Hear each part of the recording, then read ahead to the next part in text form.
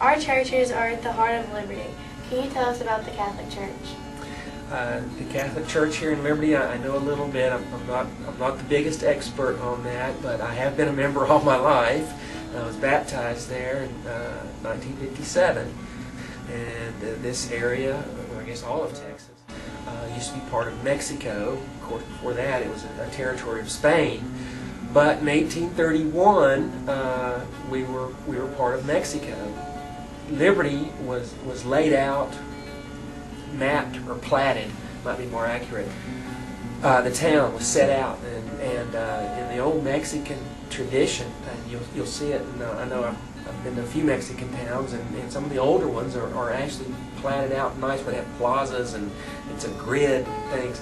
Well, Liberty was laid out that way, and a whole block. The Catholic Church sits on its own block. You know, there's all the blocks. There's the courthouse block, and then there's the City Hall block, and then there's the church block. Well, that was for the Catholic Church.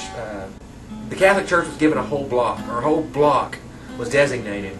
But prior to 1836, in order to immigrate to to Texas, which was part of Mexico, apparently you had to at least purport to pledge to practice the Catholic faith. So the whole state was Catholic prior to 1836.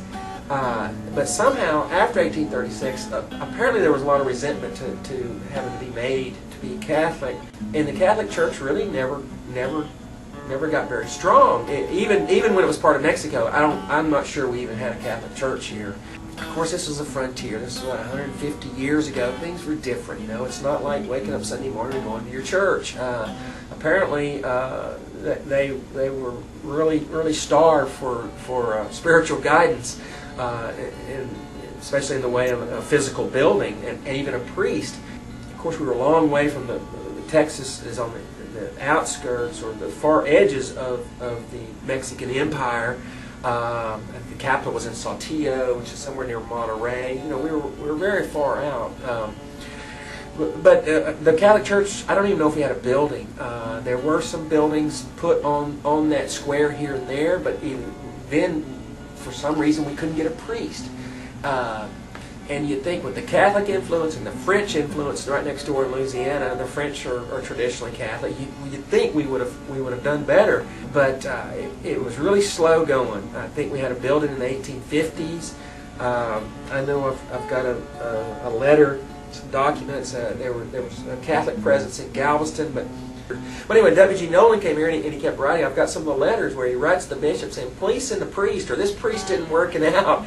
Or they're even kind of funny. They're very human. You know, he cites what's wrong with the priest. You know, he doesn't get along with these people. These people are rough.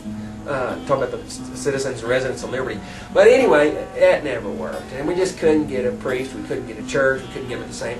At some point in time, in the late 1800s, the diocese was formed. I think we had a priest in a church out of Beaumont. But I believe, somewhere, I'm not sure these dates, but 1905, 1910, we actually got a church, a priest, and a rectory where the church lived. But the big story is Ernie Pickett, E.W. Pickett, I never knew him, they called him Mr. Ernie, struck oil in South Liberty, and he was Catholic, and hit a good well. He built a fine church and a fine rectory, and so I believe that's 1924. So in 1924 to 1963, I believe we had the same church, and it was a brick building. That's where I attended as a young boy. That's where I got my first communion. That's where I was baptized. I remember attending that church in 1963. For whatever reason, we wanted to expand, so all the members of the church, and I remember I was there. We moved everything over to the church, the old church building. It's what we might call a hall or something. We put in the pews, everything. We had mass there for a year, and we burned the old church that Ernie Pickett built in 1924, and then built the structure that exists today. The church now is vibrant, and I think in good capacity. I think in good financial shape. I'm proud to be